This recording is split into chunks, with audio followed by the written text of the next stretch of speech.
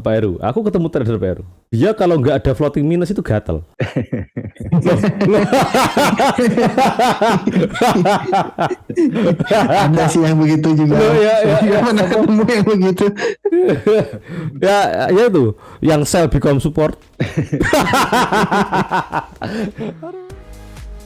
Yang tadi saya bilang breakdown dulu, hitung modalnya, penggunaan modalnya, hitung resikonya dalam bentuk dolarnya berapa.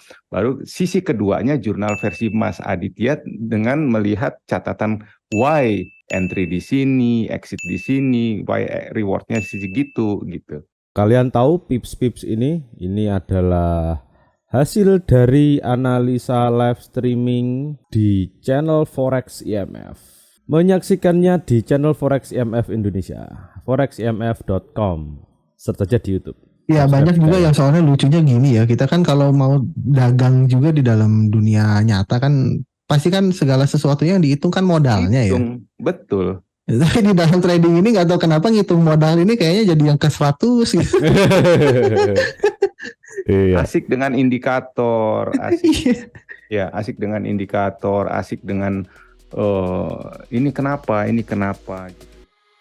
Style kita sendiri, ya kita ambil konsep dari luar dulu, kemudian kita benchmark, kemudian kita sederhanakan. Gitu. Benchmarking ini adalah nyaman nggak? Kalau nggak nyaman ya nggak usah.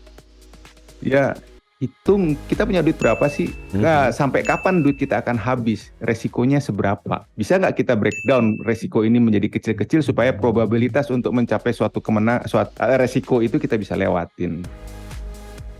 Nah setelah itu sebelum saya masuk saya hitung. Kalau saya masuk waktunya sekarang, kira-kira dengan data yang kita dapat di chart itu ada resisten zona, resisten itu di mana? Nah, situlah resiko kita. Cocok dengan hitungan-hitungan kita di awal yang sudah kita buat di awal banget, ya go ahead masuk. Kalau nggak cocok atau belum cocok, ya udah nggak usah masuk. Carilah aset yang lain yang cocok dengan bisnis plan kita gitu. Untuk menambah wawasan, sebaiknya ambillah wawasan yang luas, kemudian sederhanakan itu versi. Nah, itu dia tuh. Betul. Itu saya setuju sekali tuh. Karena banyak juga orang yang kayak apa ya, menganggapnya gitu kan, saya nggak tahu juga sih developnya dari mana gitu kan. Bilang katanya kalau terlalu banyak tahu nanti malah jadi pusing sendiri gitu kan.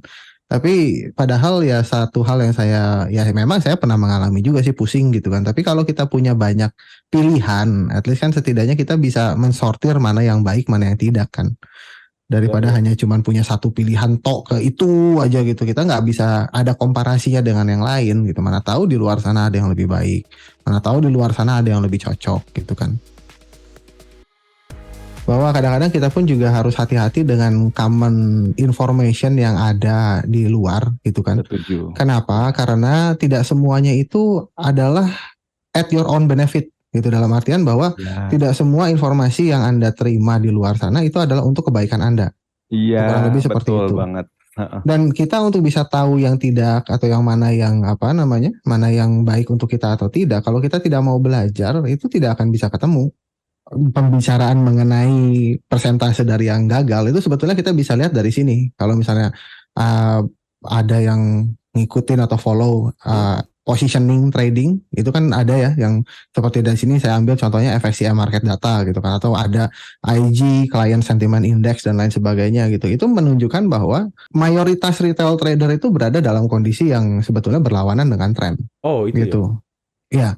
Jadi kita bisa lihat di sini yang paling gampangnya adalah bahwa pada saat market bergerak turun, buyernya makin banyak, ya kan? Jadi dalam artian di sini kita juga harus hati-hati bahwa 90% yang didengar sama orang kebanyakan informasinya itu mungkin adalah sesuatu yang membuat kita ada di 90% ini. Contohnya misalnya oil ya, di sini kan kita bisa lihat harga terus bergerak naik gitu kan.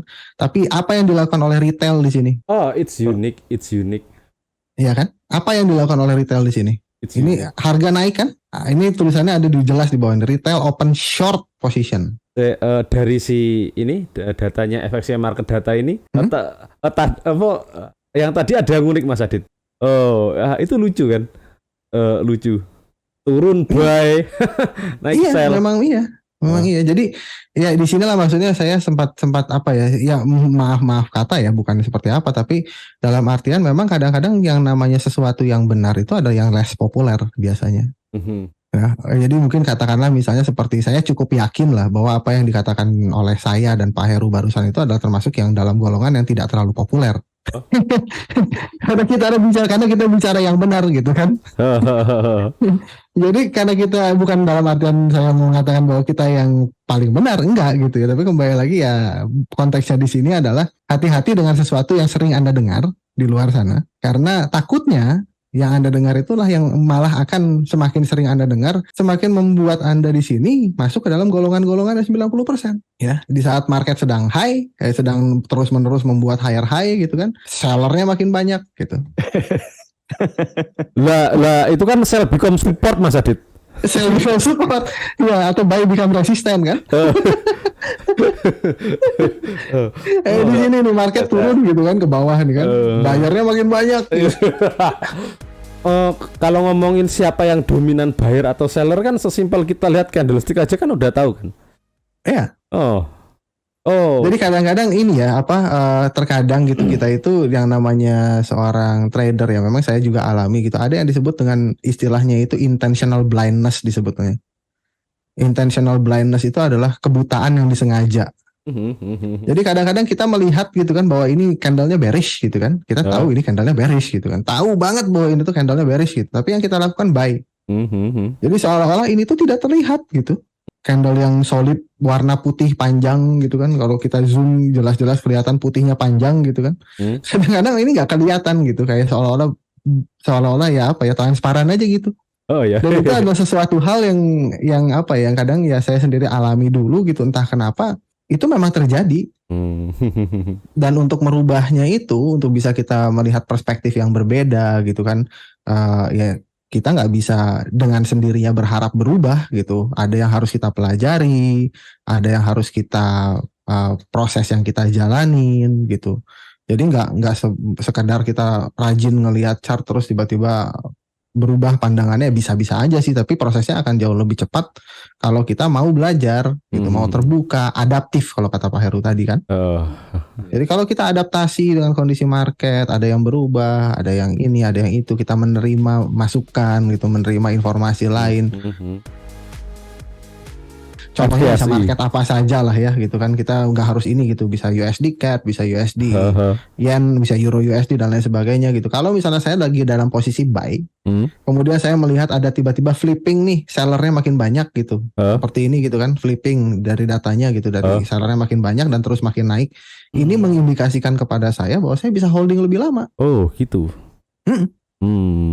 Sampai nanti seller ini nyerah, margin call. Kan di sini kita bisa lihat ya berubah ya, dari misalnya katakanlah buying nih terus kan turun bayar sampai bayarnya di sini nyerah.